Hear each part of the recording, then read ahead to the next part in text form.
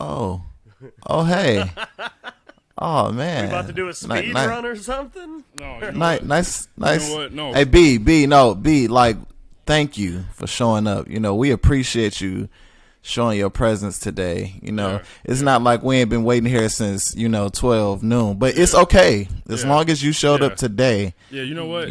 Gerard, you can kiss my ass, and Drew, you specifically can kiss my ass. Drew, I'm more upset at you, brother. I really hope the shorts that you were waiting for is some pussy magnets, and you should wear them 7 days a week. Because if you had to wait for them that long, they must be some really important shorts. Like, I promise. Like, so let me paint the picture. And Drew, I'm most upset at you because when we left the gym, you asked me. Yeah, no, I'm most upset at you because you said, "What time are we going to record?" An hour and a half. No, kiss my ass, Drew. Because I'm like, you know what? It doesn't matter. Take your time. There's no rush. We'll figure it out. You're like, okay, and then you get in the group text, and then you just shitting on me with Gerard as if we didn't have a conversation. So you know what? I'm upset at you, Drew. I don't think you know what's wild. You know what's wild about that conversation is that Drew said, "Take your time." When you said the show starts at noon, so I said noonish.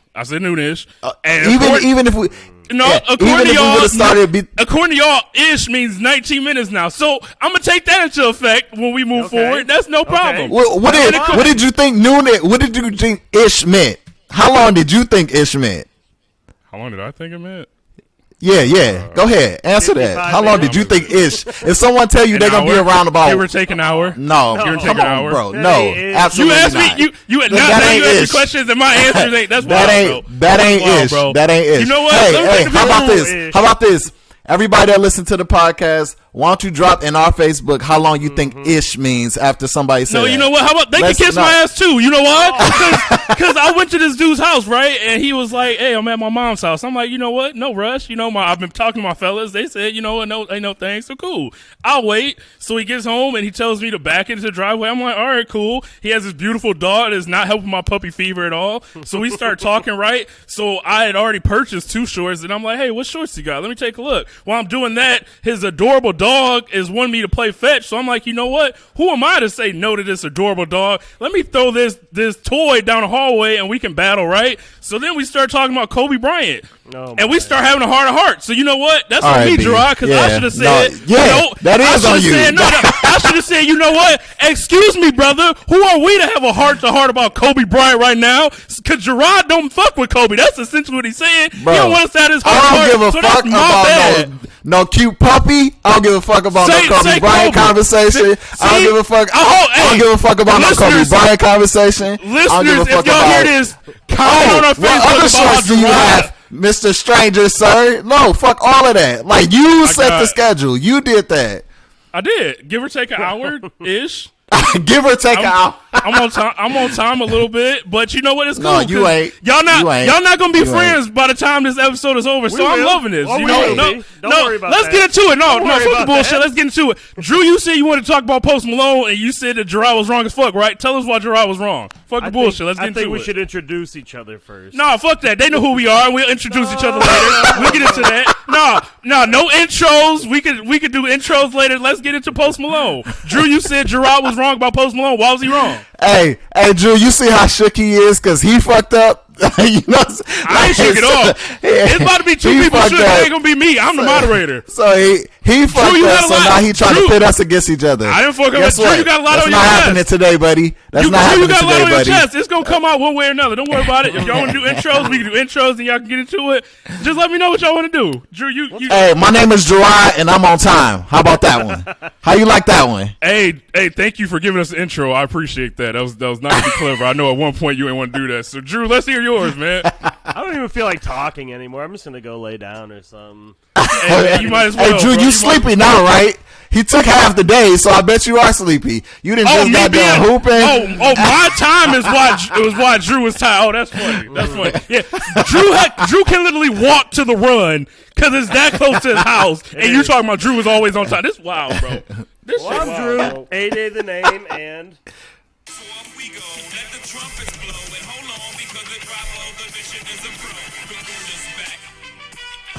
I know y'all missed me last week. I could tell you guys missed me. So your ruler is back. You weren't with us last week? Spiritually, I always am. Oh yeah, yep. You definitely no, that's true. So yeah, Drew, you said last week that Gerard was super wrong about Post Malone. Why was he wrong? It's a great album. Yeah, tell me why I'm wrong. It's very fucking catchy. Like what you guys were saying last week, you were just like, I don't hear it pretty much. Like it's all over the place. Mm-hmm. I'm a hypocrite because I should not like it. Apparently, from what Gerard thinks. No, that's not what I said. That's not what I said. I'm gonna let you finish, but that's not what I said. Why'd you call me a hypocrite? Then? No, go ahead. You weren't here to get your shit off. I want you to get your shit off first before I tell you you're wrong. I gave the album an 8. I gave the album an 8. I think it's one of Post's. I didn't like Hollywood's Bleeding the first time I listened to it, and the first time I heard it, I told you I was like, I'm not feeling it. You're like, it's full of hits. What aren't you liking about it? Mm-hmm. This album, I ended up loving it in the end after it grew on me. This album, I can hear the hits right off the bat, and I feel like you guys aren't hearing the radio hits in it. Like I pointed out hits in the episode. What would be hits? I'm pretty sure. Not the good ones though. So like. I'm sorry. So, like, I Like You to me is one of my favorite tracks on it. Just, it's catchy as fuck. And Post brings out, like, happy vibes in me. I can't explain it, but, like, songs that just get me bobbing my head, you know. Like, but that wasn't the energy of the full album, though, Drew. It didn't get slow until the end, really. The opener, was it Reputation? The opener was slow. Drew, it started slow. Can I finish? No, because you're contradicting yourself. No, I'm not. We trying to let you finish, I'm man. trying to fucking tell you right now. The intro is slow, yes. But after that, the rest, from Cooped Up, Lemon Tree, Wrapped Around Your Finger, catchy-ass song. I Like You, catchy-ass song. I Cannot Be, catchy song. Insane, catchy song. Those are all bops in a row that could be radio hits. The intro's, it's not the best, I admit. But right after that, it just picks up right away, and you got hits after hits. I can hear 4 or 5 of these songs on the radio, and that's what Post does at first. Like, I feel like every time he drops an album, people are like, it's not his best. And sure enough, in 4 or 5 months, you're hearing 4 more hits on the radio, you know? I just feel you're not hearing them right now. I would like to point out that after we recorded, I found out that this was Post Malone's last album on his label, and looking back, the album gives a lot of, it was okay, but it does give the feel of, let me complete my deal, and then I can do whatever I want. But Drew, I have to agree with Gerard.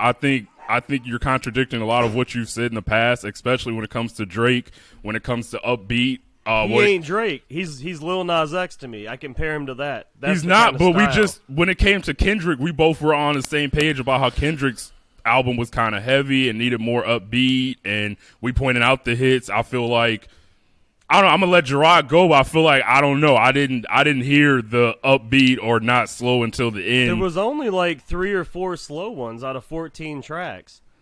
But when it starts off slow and then you pick it up with Cooped Up with Roddy Ricch, like, that's okay. But like, I added the second song, Cooped Up. I added I Like You, I Cannot Be, Insane, Love Hate, Wasted Angels. Wrapped Around Your Finger is one of the catchiest songs on the album. I like nonstop that. Cooped Up and I Like You are in my head on repeat right now. Like, to me, Post gives those songs that like just get stuck in your head, those catchy ass hooks, you know? Like, the rest of the song, I mean, what's it? Euthanasia, When I'm Alone, and Waiting for a Miracle. Those are the 3 slow ones at the end of me. 9, 10, 11. And then one right now with The Weeknd's another bop. And to me, that's like Dawn FM energy that he was coming off of. The song, I like that song Leroy, too. Wasting Angels, is another. It's a catchy song. He just makes catchy music, you know. To me, I'm at the point where Post Malone, I'm not looking for a cohesive project that tells a story. He doesn't do that really. So what's the difference? Catchy bops. What's the difference between No. Wait. See that point right there, Drew. That's why I said you contradict yourself. Because you literally sound just like. Right, you literally sound exactly like Brandon when he's talking about Drake music. Y'all essentially said the same Drake's damn thing. Drake's trying to be a fucking rapper, and he can't do it. Drake is a pop star. He's a pop star. He's a popular wannabe rapper. That's what he wants to be an R&B Drake still singer. raps. He wants to be a pop Drake still raps. Yeah, okay, regardless of what your opinion of Drake is. But I'm going into this as a pop album, you know? I'm not going into it like Drake. I expect hip-hop in it, you know? But Drake sells because of pop music. He doesn't sell because of hip hop. If that's the case, he would have like his fans would be the same as Black Star. He don't have those type of fans. His fans is worldwide. He essentially has the same fans as Post Malone.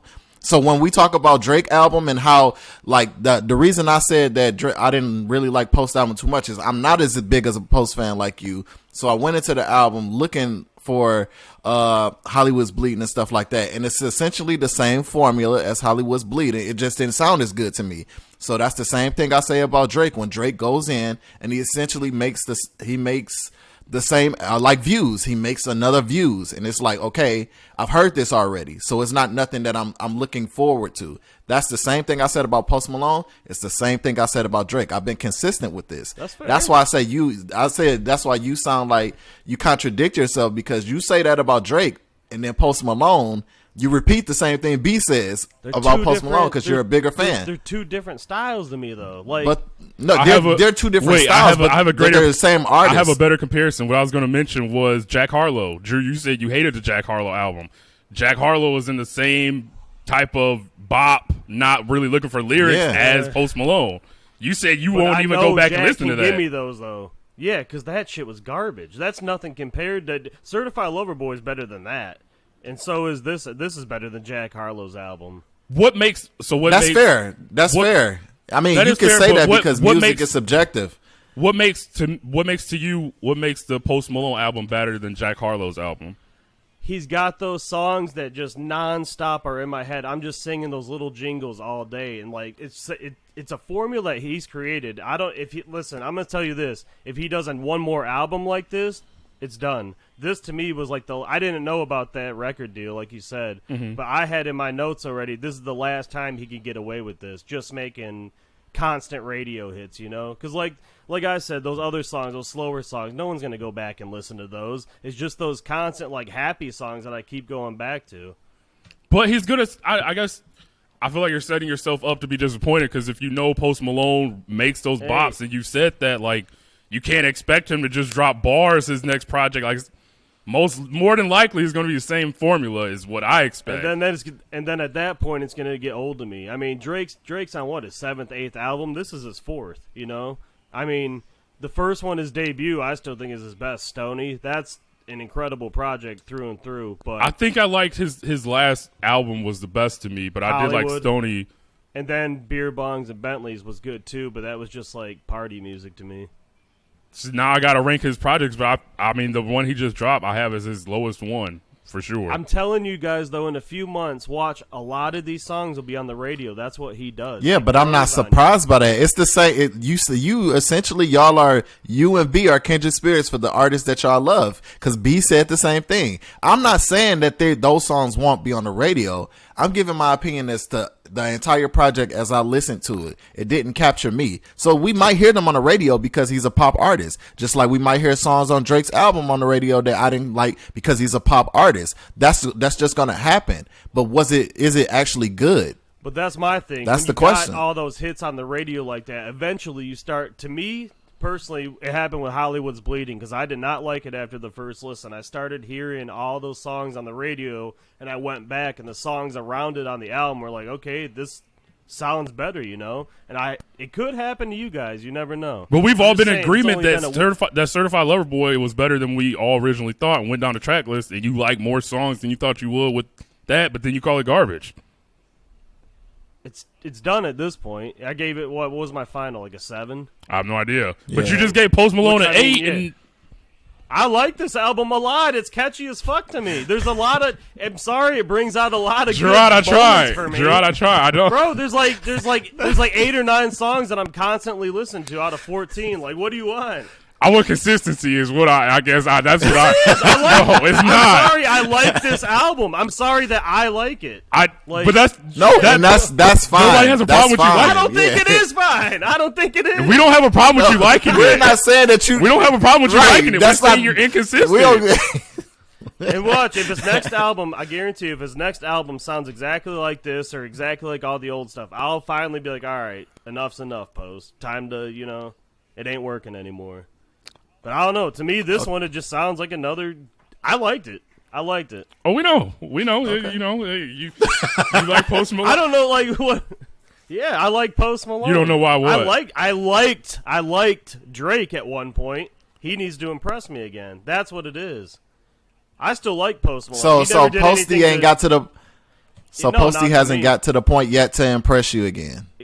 Not yet. Okay, all right. Like B All right, with Drake. cool. Like B, he hasn't got to that point with B. You know, B still likes anything Drake will make. Pretty That's much. not true. That's not true. We're not, That is no, true. it's not. That is true. No, it's not. I told y'all Certified. You gave Certified Lover Boy a 9. Like, get out of here. And when we went back over it, when you said you liked it more than you originally said, right? I gave it a 6 at first, and I think I gave it a 7 to finish. So Drew, what makes Certified That's Lover Boy a still- 6, but Post Malone's new album an 8? Because you like Post Malone, but you catchy don't. songs to me on this. There's to me, B. I'm sorry, to me, there's more catchy songs on here. It's just, you're saying the same. B, stop getting mad. Stop getting mad, even B. get Let mad. it go. It's inconsistent. Now you know how I feel. No, when I you talk don't, because about I'm Drake consistent so whether high. I'm talking about Jack Harlow, Post Malone, or Drake. If you talk about, And what am I not consistent about Jack Harlow about? I told you. you're not Confetti was consistent fire, now. Is and what then we his last- said. You're not consistent when it comes to. How? I'm trying to tell you. If you let me talk, you say you didn't like Jack Harlow, you hated it, but then you say you like Post Right. Malone because he makes you happy. But then you say you hated Drake, but now you're saying Drake's album actually was better than you thought, but it still was. Oh, by 1 point, Jesus. Whether it's 1 point A or 6 and a 7 ain't. I mean, come on now. if you could I'm get not Post, giving it a 9. if you get Post Malone's album after first listening to 8, then you're not consistent. That's my biggest I've listened point. to it 5 times. That's the thing. I didn't listen to it one When time. you listen to it one I've time, listened to it 5 times. what you give it? What score did you give it after you listened the first time? It was like a 7-ish. If you gave Post Malone, There's so many catchy songs on here that I'm just constantly in my head all day. Like, I'm sorry Drake's album didn't do that to me. Jack Harlow's was a fucking snooze fest. I'm still consistent with that. well, if you think you're consistent, I don't know what to say. I don't think everything Drake releases. I don't get why we're bringing Jack Harlow into this conversation. because he's the same. They're all essentially in the same. No, Jack they're- Harlow. Jack Harlow can't make an album. That's what I'm saying. We have He been made one good. Drew. We've been project. on here and gave praise. to confetti. That's it. To confetti. That's the only one. Hey man, I love it. Hey man, fight for y'all artists, dog. Man. fight for Posty, fight for Drake. Y'all can't tell me I'll Jay-Z fight for does Jack anything Harlow. You can have wrong. him at this point. Puff is the greatest record executive that ever lived, so I don't care. I get it. I understand. There's been some albums that Jay-Z made that got a lot of hate. He didn't switch up his flow, but he's consistent with. I don't know. I think I'm consistent with all artists that I review, but maybe I'm wrong. People can tell me if I'm wrong. But I think we all. I think we all have our biases. You know what I'm saying? So I understand that, but I mean, I was just like pointing out you. that I do. Just in my head all day. Got me wrapped around your finger, cooped up. Just come on, dude. Come on.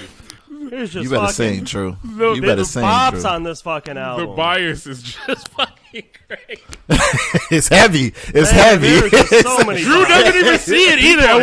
I wouldn't. sleeping. When Drew listens to the episode and he listens, I wonder if there's gonna be like. I'm gonna edit your guys' parts out when I edit this. You one. might as well. That's what I'm gonna do. Because that's the only way you listen. Be like, you know what, I was right. Because when you listen back, you be like, damn, that's a good point. But you fuck with Post.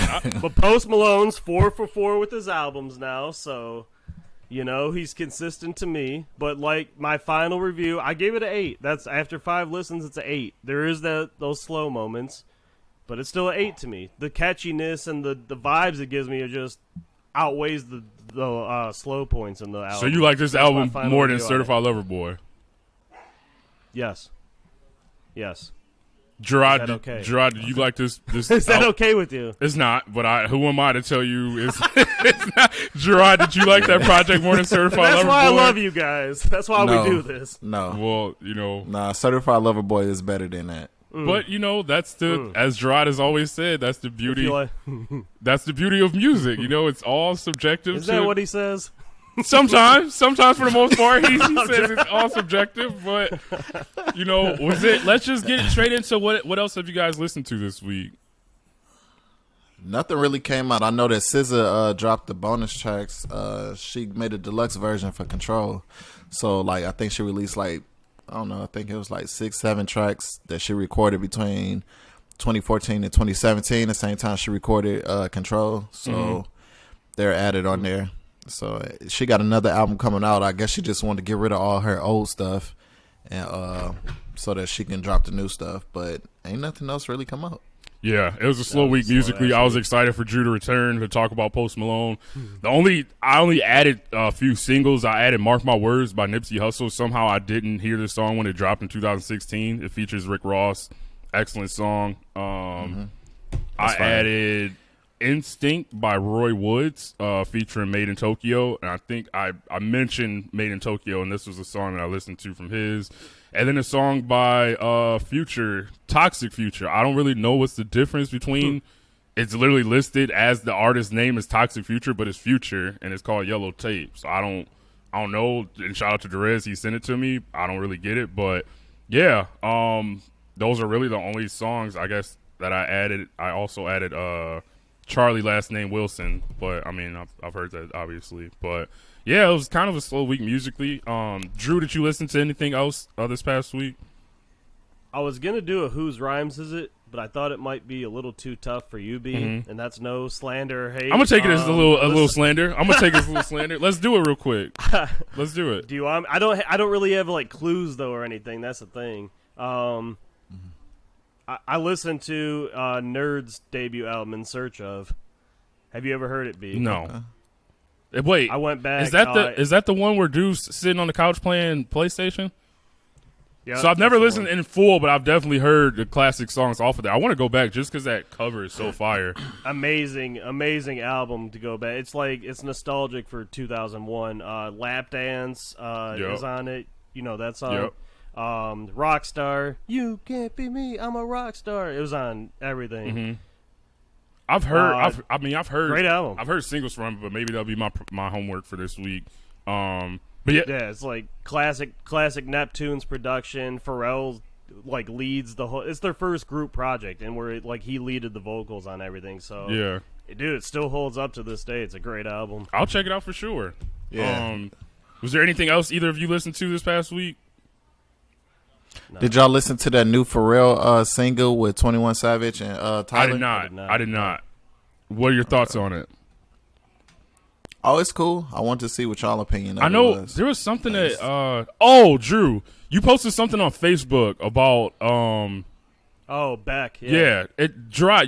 I'm sure you know who that is, but do y'all think the average casual fan would know who Beck is? Like, am I just out of the loop completely? Not a hip hop fan, but just like a casual. No, not a hip hop fan. Like a casual rock alternative listener.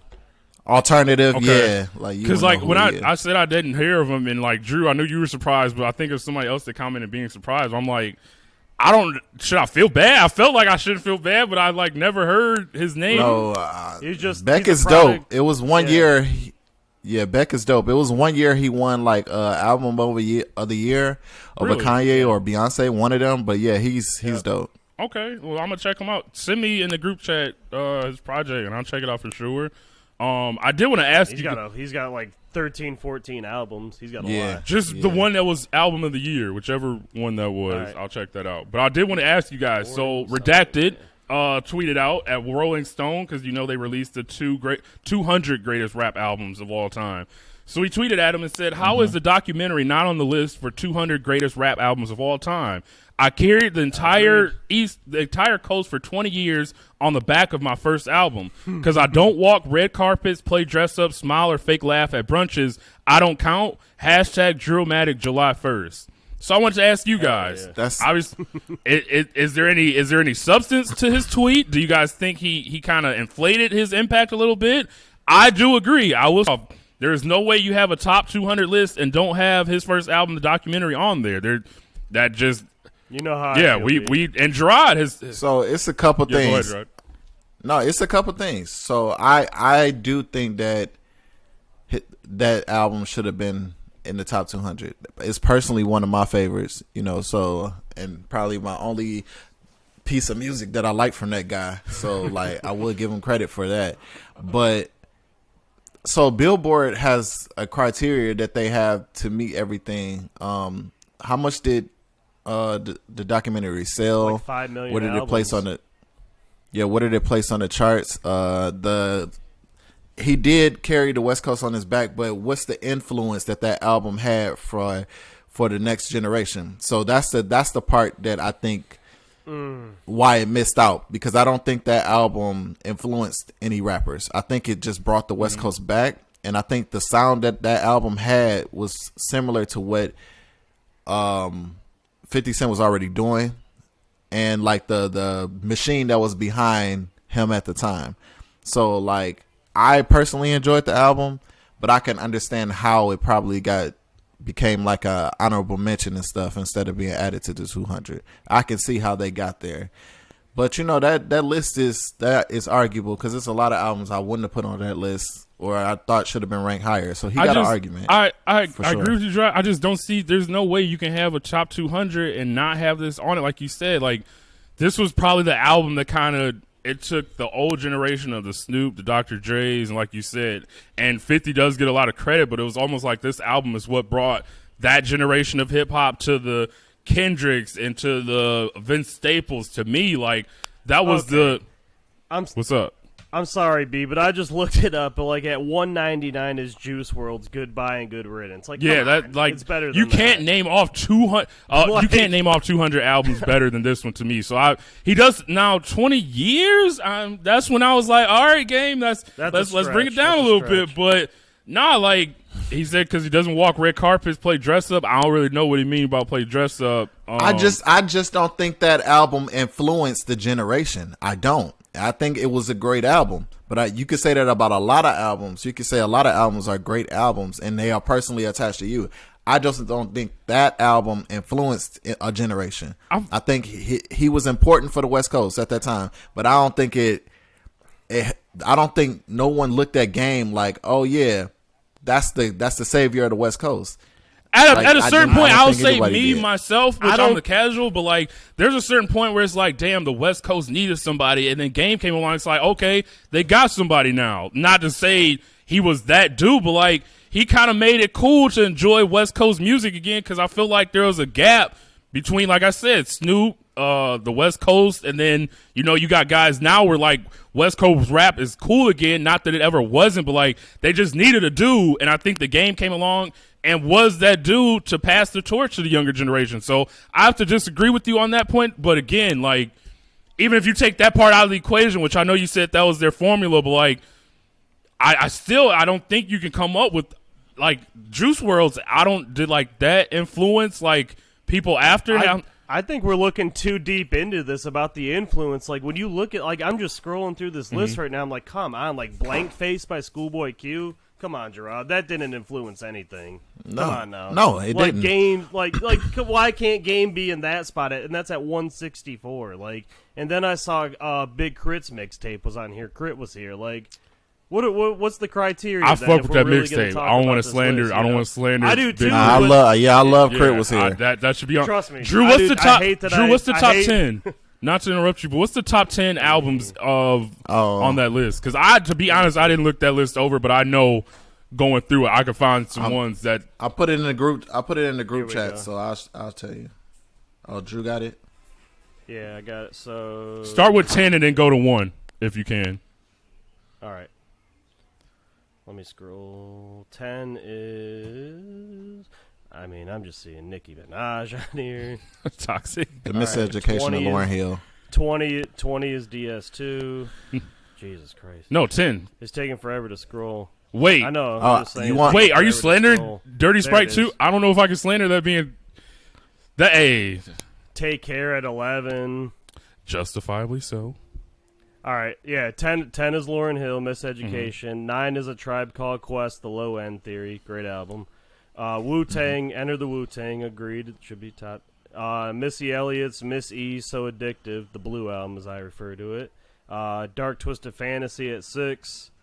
Kendrick's To Pimp a Butterfly at 5. Public Enemies, It Takes a Nation of Millions to Hold Us Back at 4. Blueprint at 3. Stankonia at 2. I don't agree with that. and Ready to Die at 1. Stankonia is not their best. Wait, Kendrick was at 5 and with To Pimp a To Pimp a Butterfly. Yes, Not even To Good Pimp Kid, a Mad Butterfly. City. Yeah, I'm telling you, this list is fucked.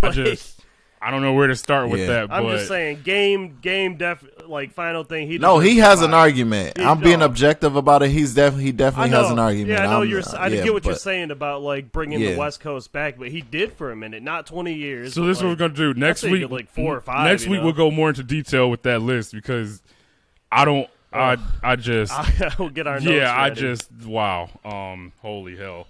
I'm telling you, like I saw Nicki Minaj's her first album there, Pink Friday, at number 20 something. Like, come on now, documentary. Okay, let's not do that. Don't do that. Don't do better that. than that, though. You're being disrespectful. I'm not being disrespectful. That album's Don't do not that. better than documentary. No. Oh, Pink really? Friday is a classic album. Nicki Minaj, it boosted Nicki Minaj's I haven't heard it, to career. be honest, in full. And it sold a lot of records, and it made Nicki what she is today. So I wouldn't compare Pink Friday to the documentary. The game does have an argument. Wait, why wouldn't you compare it? Why wouldn't you compare it, Listen, Gerard? Because I think like I said, the biggest argument I have on why that album is not in there is because of the influence. I don't think Game influenced anyone. No one. I think it was a great album. I think he can make great albums. I don't think he's influential. And I think that's why that album didn't make it. Whether that's right or wrong, Billboard does a lot of fucked up shit. So I don't trust a lot of what they say. But that, I think that's arguable for him to be on there. If it was me and I did top 200 albums, he'll definitely be in there, especially the documentary. Pink Friday influenced everybody that you're listening to today. Female rappers influenced all of them.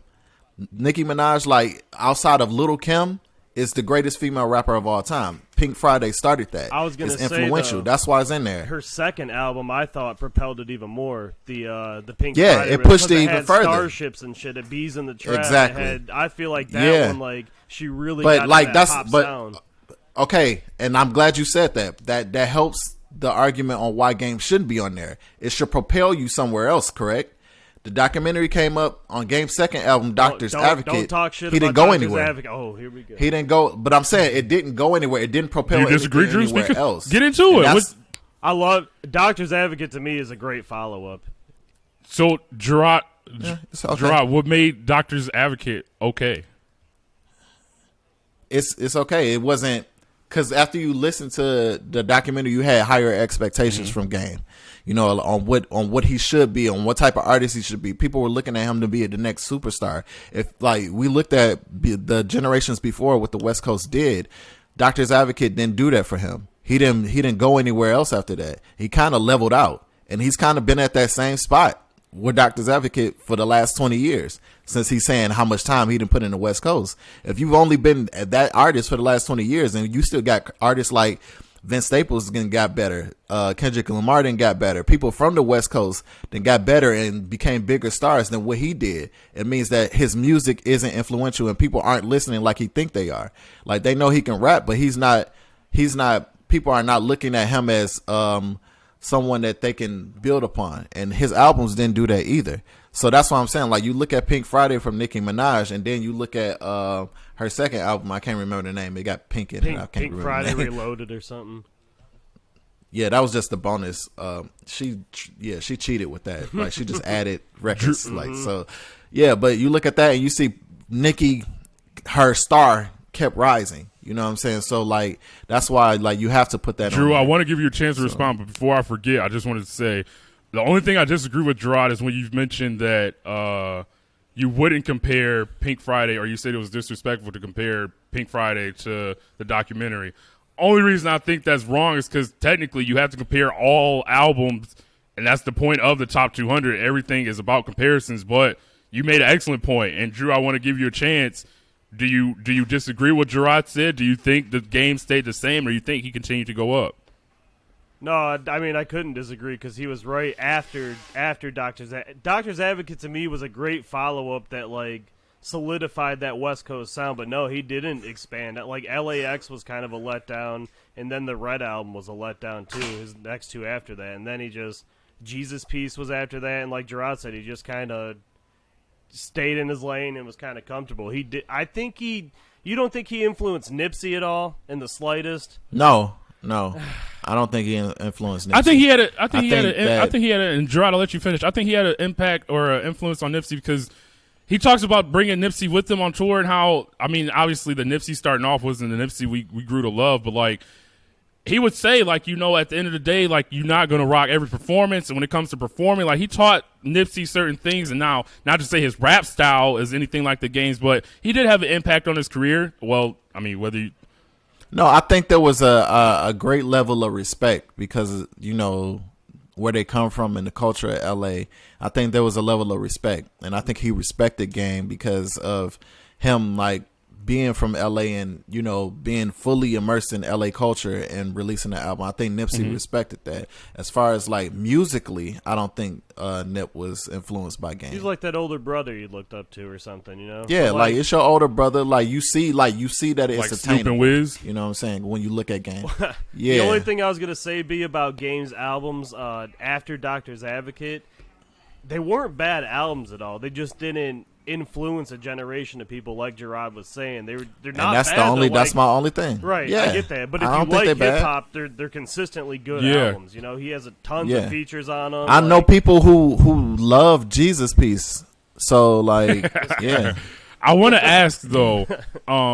So when it comes to Game, what part of his career was the beefing with 50 Cent and the GU not? Like he said at one point he got paid so he would stop saying GU not because that was like right after Doctor's Advocate. Like that's Doctor's Advocate. Do y'all think he influenced anybody when it came to his diss record 300? When it came to how he went against 50, it seemed to be the only person that didn't back down, other than say Fat Joe, that type of thing. But like he wasn't scared of 50 Cent. So does he get any credit for that? Go ahead, Drew. He was cool with all the East Coast guys. That's the problem. Is like while 50 was beefing with all them, Game was still like buddy and having them all on their record still. Like he would go do verses for the East Coast guys, and they come out. He didn't really have too much East Coast on his own shit because he wanted that West Coast sound, and like people. He started bringing a lot of people from the local area around on his albums, but. He's still friends with them. That's the problem. 50 was still trying to beef with whoever. Dry, what are your thoughts? Does he have any influence when it comes to beef, when it comes to not backing down from 50, or that's just part of the game? Pun intended. No, I just think that people knew that if you was going to make a diss against Game, he was formidable. Like, he would make a good diss. I don't think anybody else followed that blueprint. That's fair. Well, I just wanted to discuss that because when I saw the tweet, I obviously knew that Gerard would love the topic. But I knew that Drew would stick up for him. But yeah, I would love to know. Go ahead, Drew. I mean, it's just blasphemous to not put that in that 200 list. You know, like no matter what you think of the game or not, that's a hell of a West Coast album. So Justin isn't here with us today. So I wanted to give this time now to play something that was sent in from a listener. Ramil, we appreciate the love. So I'm gonna play that clip, and then when we come back, I'll have a few quick hitters, and then we talk about the NBA Finals and get out of here. So, Drew, this is when you can throw that in. I just have a few quick hitters, and then were y'all cool briefly talking about the NBA Finals and then wrapping up? Yeah, I got one more. Okay, cool. So, yeah, bro, Ramil, appreciate the love, man. And, again, guys, continue to send us voice memos. We'll include it on the show. We appreciate, any feedback, and it means a lot, truly. Yeah, appreciate you, Ramil. Thank you a lot, bro. So, quick hitters, guys. 14 years ago, Lil Wayne dropped his album, The Carter 3. Obviously had Lollipop, A Millie, Got Money, Miss Officer, and more. We've talked about it a few times on here, but any thoughts about that album? Also forgot to mention, debuted at #1 on Billboard 200, sold over 1 million copies his first week, won 3 Grammys, currently 6 times platinum. I mean, what more is there to say? Like the rest is history. Yeah, the rest is history. Yes, yeah. You can't deny that's my one of the shit. best albums Love ever. the album. Like, Ever, yeah. It just changed that album changed the sound too. That influenced a lot of these young guys right now. It did. Yeah. I remember hearing dang, what's the record? Lollipop. Lollipop, yes. I remember hearing Lollipop like, dang, this is right. It's like, where are we going with this? Right. Wait, I'm fucking with this. Right. No, that was man. I remember we've gotten it. I think it was people that said they felt like that album wasn't a classic, or we've gotten into it on the pod, if I'm not mistaken. So I don't know how, but I think wasn't it Malik or something? I don't want to slander my nephew if it wasn't him, but if it was, he definitely got some slander coming his way. But yeah, the only other Nugget fellas that I had here was 3 years ago. Chris Brown and Drake dropped No Guidance, and I feel like that was big because they kind of squashed their beef. But that video always cracks me up and always will, because the dance scene, bro, like that it just doesn't get funnier. Like that. Oh, that was corny but funny at the same time. So hey, so salute to them. First of all, that's a great record, but salute to them for squashing their beef, because for what they went through, I don't know if I'll be able to do it. Like women, man, it's always 9 times out of 10, it's going. A woman. Yeah. Anybody beefing, you look down, it's either money or women. It's really not too many things dudes beef over. Yeah. But yeah, Drew, I know you say you had a quick nugget, so let's get to it, brother. Yeah. Mariah played a TikTok for me this week, and she was like, it was of the thong song, and she was like, do you know what the sample is? I'm like, I guess I never really thought to even listen to the thong song. Do you know what it is, Gerard? no, I just yeah. I don't. No. I don't even remember the producer's name of the song, but he sampled Eleanor Rigby by the Beatles and just kind of sped it up and chopped it up and made the thong song. That is a dope Crazy. fun fact. Shout out to Mariah, who still needs to make her appearance, so you be sure to let her know. She's going. We know it's coming, me. but and also Mariah gave one of the best compliments, man. She's going through a lot personally. I want to put her business out on the street, but like for her to tell me that she loves our podcast so much, and for us to continue doing what we're doing, how we have great, genuine energy, like that just meant a lot to me. So Mariah, I wanted to take the time to thank you for that. But she also called you out, saying, "Yeah, that's who who already definitely will be on the show again." And I've told him the only slander he's gotten has been, being a little too cool, but also holding back. And that's why, Gerard, as I explained, I interrupted you so many times, because me and Artie have gotten into heated conversation. He loves Steph Curry, so the next time he's on here, I already told him, like, bro, I'm gonna get you mad on.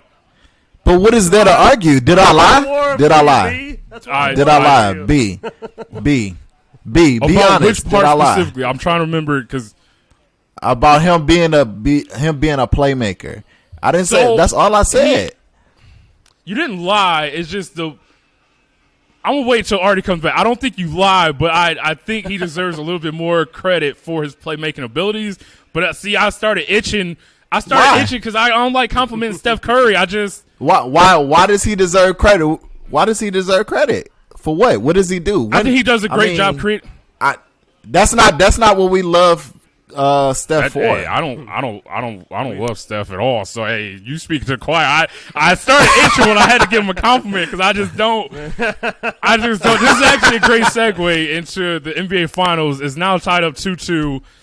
I've never seen a team like the Boston Celtics that seem allergic to their star player in the clutch. Like I've just never seen a star player like Jason Tatum get looked off so many times. Like, and I almost feel like if you're gonna keep keep comparing yourself and keep shouting out Kobe, it's like, bro, Kobe would never let his teammates look him off in the clutch the way that you do it. Like, you need to tell whether it's Derek White, whether it's Brown, whether it's whoever, Marcus Smart, like, hey, Marcus, I get it. You like to shoot threes, but it's my time. Like, go get the ball. So, and I get it. They are playing excellent defense on Tatum. He had, 24 points the other night, but, like, it's unacceptable for you not to be getting the ball when it's crunch time. Like, why every game is like, you either going to see Marcus Smart shooting threes, like, nah, bro, like, you need to tell your teammates, this is my time. I need the ball. So, yeah, I agree with you, but I also think that when he does get the ball, I think he's frustrated, because I don't think he's getting the calls that he would have gotten in the regular season. So, like, when he does attack and stuff like that,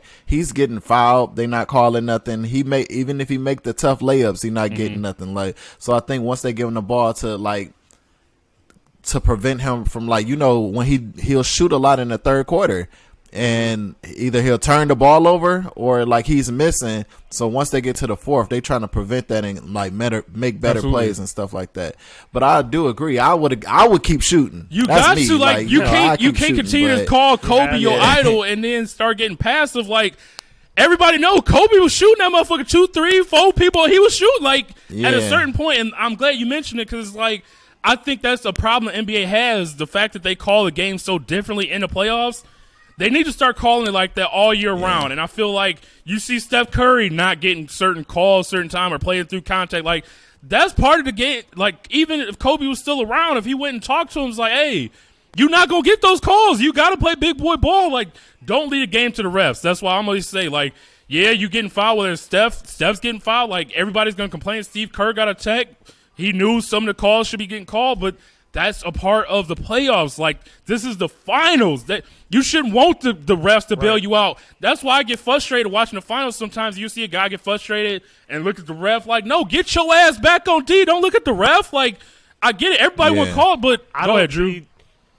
Yeah. No, I was saying, I don't think Tatum's used to pressure. He's not. Every time you watch him, he's getting jammed. Every single time he drives to the rim, he's jammed. Even when he's open, like you said, they're playing great D on him. He's not used to shooting with a hand in his face. So when he takes a lot of these shots, they're like bricking off the backboard or like the they're back short. of the rim. They're short. He's not. I don't know if it's like first year. Bro, it's a different first time in beast. the Not all. finals, This is the finals. Like, exactly. Yeah. I don't think he. I think. Bro, like game one at your place, fourth quarter, he wasn't even out there. Like, I think he touched the ball So that's the twice. thing. Like, when you're the dude on the team in the NBA Finals, especially when you're facing a team as great defensively as the Warriors, like, they are scheming to get the ball out of your hands. So, like, a Jaylen Brown is able to get his because he's not the guy they're focused on. They want the ball out of Tatum's hands. Like, sometimes that's the thing. Like, when you get to the finals and you that dude, you got to learn. Like Bron, for instance, when Miami, like, he went to Miami and he went to the finals before that, obviously, but like he was still the dude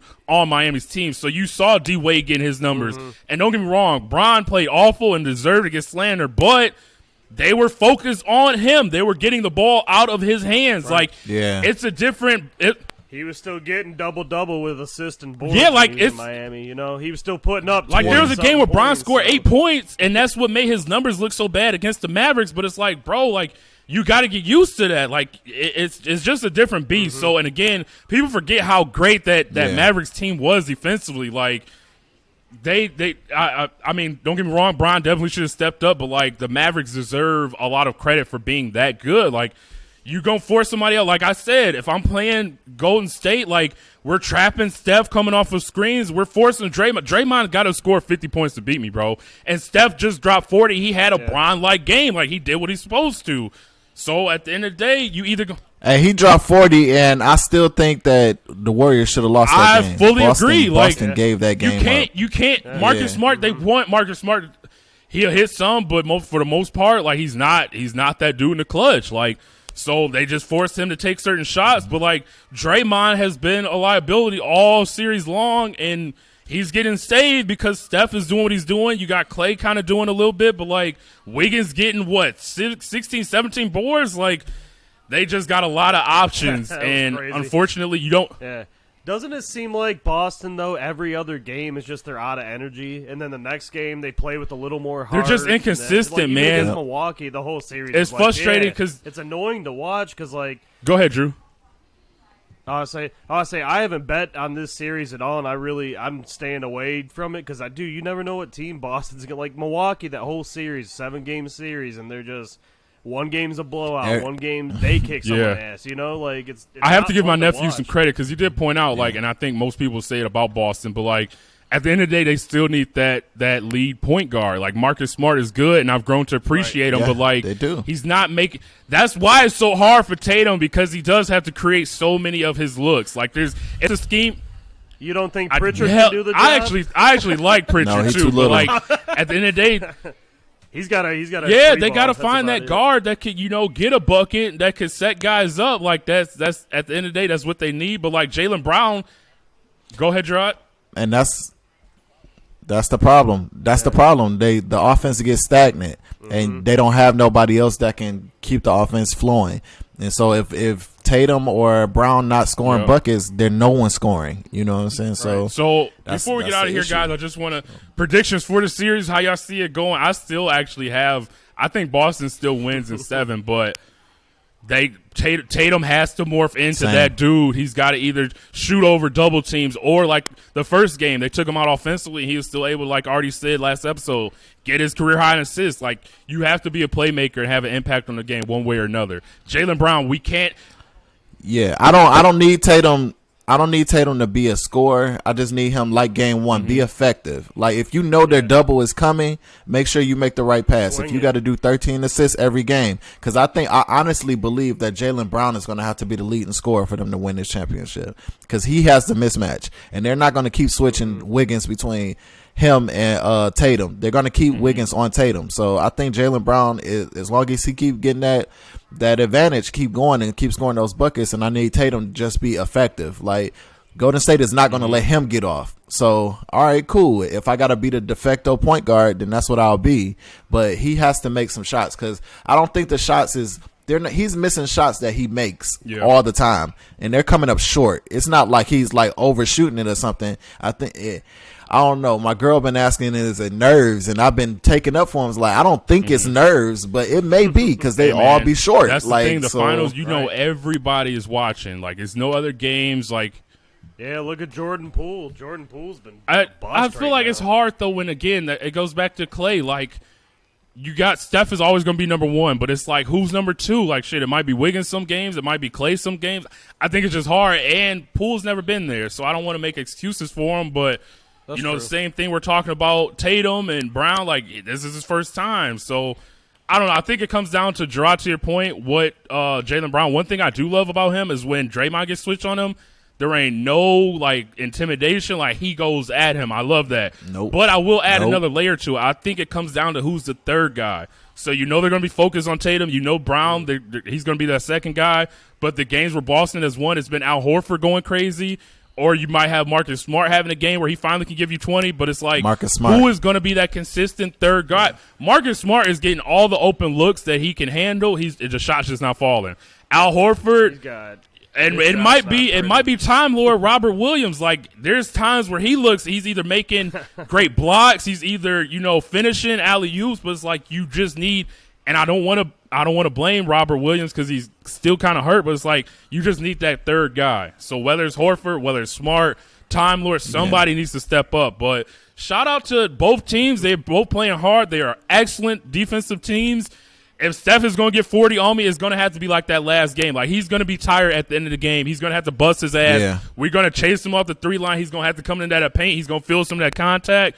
But, hey, great players step up. That's what sets apart the great players like a Kobe, like a Steph, like a Bron. So who's going to be that guy or those guys for Boston? That's what it's going to come down to in my book. So, but yeah, is there anything else you guys want to add before we get out of here, fellas? Yeah. Just get ready for Drillmatic next week, boys. It got pushed back. It's July 1st, right? It got pushed back. July 1st? Yeah. What? It's July 1st. It's all good, Drew. Damn it. Hopefully it's some music that drops, because this week was kind of slow. But yeah, again. Let's go over that list, though. Do your homework. Look into that Rolling Stone 200 list, because there's a lot of bullshit from 100 to 199. Absolutely, and we got some interviews coming for y'all, so just, again, stay tuned. Please continue to send us feedback. Respond to our posts, or don't. Again, y'all might not do it. It's up to y'all, but we appreciate everybody that takes the time to leave us reviews, tag us in posts, telling us stuff y'all want us to keep talking about. But until the next time, man, this has been another episode of True Hip Hop Senseis and Casual, and y'all be easy.